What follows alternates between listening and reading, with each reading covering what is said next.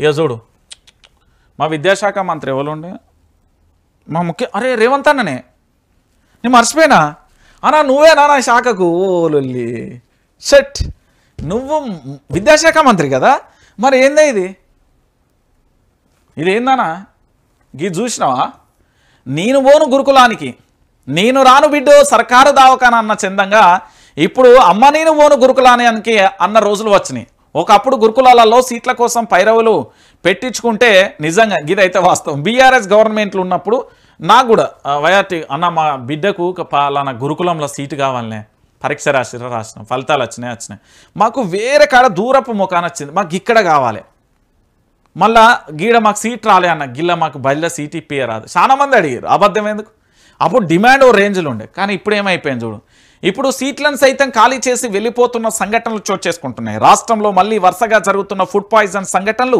మరోవైపు చిన్నారుల బలవన్మరణాలు ఇంకోవైపు సరిగ్గా సౌకర్యాలు లేకపోవడంతో ఇంటిబాట పడుతున్నారు ఇంటికి వెళ్ళిపోతున్న విద్యార్థులు ఇక్కడ బాత్రూంలో పాముకు సంబంధించి ఎమ్మెల్యేతో తమ బాధలు చెప్పుకుంటున్న విద్యార్థులు నిరసన తెలుపుతున్న విద్యార్థులు ఏంది ఖాళీ అవుతున్న హాస్టల్లో మళ్ళీ వరుసగా ఫుడ్ పాయిజన్లు భయంతో సూసైడ్ చేసుకుంటున్న చిన్నారులు మరోవైపు సౌకర్యాలు లేక విద్యార్థుల ధర్నాలు తరచుగా ఘటనలు జరుగుతున్న పట్టింపు లేని ఘటన ముఖ్యమంత్రిగా విద్యాశాఖ మంత్రిగా ఇప్పటివరకు స్పందించిన రేవంత్ భయంతో హాస్టళ్ల నుండి మా రేవంత్ రెడ్డి కొంచెం ఆలోచిస్తానట్టున్నది బాగా పదును పెడుతుండు మెదడుకు పదును పెట్టి విద్యాశాఖ మంత్రి నేనే ఓకే తెలంగాణ ముఖ్యమంత్రి నేనే తెలంగాణ హోంమంత్రి కూడా నేనే తెలంగాణ మున్సిపల్ శాఖ మంత్రి కూడా నేనే ఇంకేం పోస్టులు ఏమైనా మిగిలినాయా అన్నీ ఆయన చేతుల్లోనే ఉంటాయి ఏందన్నా ఇది ఏందే నువ్వు విద్యాశాఖ మంత్రి అయి ఉండి ఏంది చూడు గిట్ల అయిపోతున్నాయట వాళ్ళు జర పూర్తి స్థాయిలో ఒకసారి ఫోకస్ పెట్టరాదు నువ్వే ఫోకస్ పెట్టాలి ఎవడు పెట్టినా మళ్ళీ అంత ఉత్తకతే అవుతుంది నువ్వు రంగంలోకి దిగితేనే అవుతుంది అంటావు కదా బీఆర్ఎస్ పార్టీకి సవాల్ బీజేపీకి సవాల్ ఆ సవాల్ గివ్వాలని పక్కన పెట్టి గిదట చూడు గిడేనో వాయ కాంగ్రెస్ వాళ్ళేనో వాయ దాడికి దిగిరు కాదు ఎక్కడ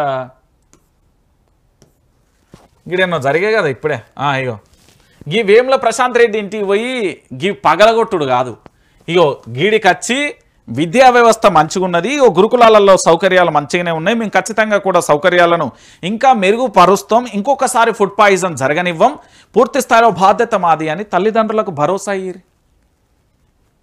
తల్లిదండ్రులకు భరోసా ఇయ్యమంటున్నా నేను భరోసా ఇచ్చేసి వాళ్ళను పూర్తి స్థాయిలో బడిబాట పంపియ్యరంటాను వానాకాలం దినం పురుగు పూసి వచ్చాయి పాము కాటలు కానీ కరెంటు సరిగ్గా లేకపోవడం బాత్రూమ్లల్లో ఇగో పాములు గిట్ల వస్తే పోరగాళ్ళు ఉన్నదే పసిబిడ్డలు ఎట్లా భయపడతారో మళ్ళీ వారం రోజులు జ్వరం వస్తుంది వాళ్ళకు ఏమయ్యా మంత్రులు చాలా మంది ఉన్నారు కదా సీతకు ఉన్నది కొండా సూర్యకు ఉన్నది ఏది పొన్నం ప్రభాకర్ ఉన్నాడు మా ఉత్తమ్ చిచ్చి ఉన్నాడు దాంతోపాటు మా కాక మంత్రి కోమటిరెడ్డి ఉన్నాడు దాంతోపాటు శ్రీధర్ అన్న ఉన్నాడు వామ్మో శ్రీధర్ అన్న మళ్ళీ తర్వాత మొదలు పెడితే మా ముఖ్యమంత్రి రేవంత్ రెడ్డి ఉన్నాడు గింతమంది ఇంకున్నారు చాలా మంది మరి మీరు అందరు ఉన్నారు తుమ్మలు ఉన్నాడు ఆ జూపల్లి ఉన్నాడు గింతమంది మంత్రులు ఉన్నారు బడి మొకాన పోతలేరాయ సవాళ్ళు ప్రతి సవాళ్ళు మీడియా ముంగడికి వచ్చి ఏదో జరిగిపోతాం ఈ కథ ఏందో చూడురి కొంచెం మనం మానవత్వం దాంతోపాటు మానవత్వ కోణంలో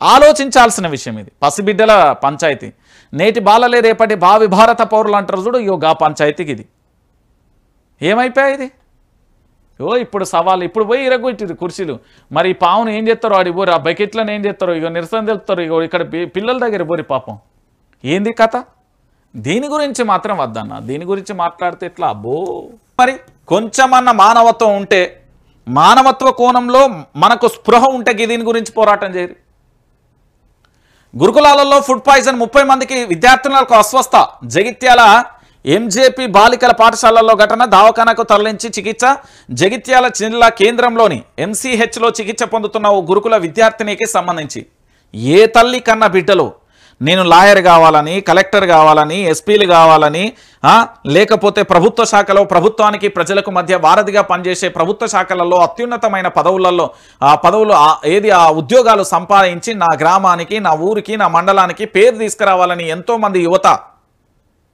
రకరకాలుగా వాళ్లకు ఇంట్లో తినడానికి తిండి లేక చదవడానికి స్తోమత లేకున్నా కూడా ఆశ్రమ పాఠశాలల గురుకులాలకు కస్తూరిబాగు లాంటి అనేక ఈ రోజులలో చాలా ఇబ్బంది పడుతూ కూడా చదువుకుంటా ఉంటే పట్టెడన్నం పెట్టలేని మన ప్రభుత్వాన్ని ఏమందాం?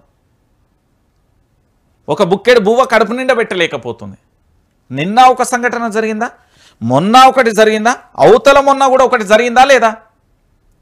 గురుకులాలల్లో బువ్వ పెట్టకపోతే ఇక మనం ప్రభుత్వం ఎందుకు, మనం ప్రజలు ఎందుకు, ప్రభుత్వం ఎందుకు నడుస్తుంది, రాజ్యాంగం ఎందుకు, ఇవన్నీ ఎందుకు? ఇక నాకే చెప్పుర్రు, మీరే చెప్పుర్రు. ఇక ఈ తెలంగాణ ప్రాంత బిడ్డలు అందరూ కూడా, తెలంగాణ ప్రాంత ప్రజలంతా డిస్కషన్ రోజు, అరే నా బిడ్డలకు బుక్కడు బువ్వ పెట్టని ప్రభుత్వం నాకెందుకు అయ్యా అంటుర్రు. నువ్వు ఏ చేసినా చేయకుండా ఈ తెలంగాణలో 3 చాలా విషయం నేను చాలా స్పష్టంగా చెప్తున్నా. ఒకటి, విద్యకు సంబంధించి చాలా స్పష్టంగా ఉండాలి.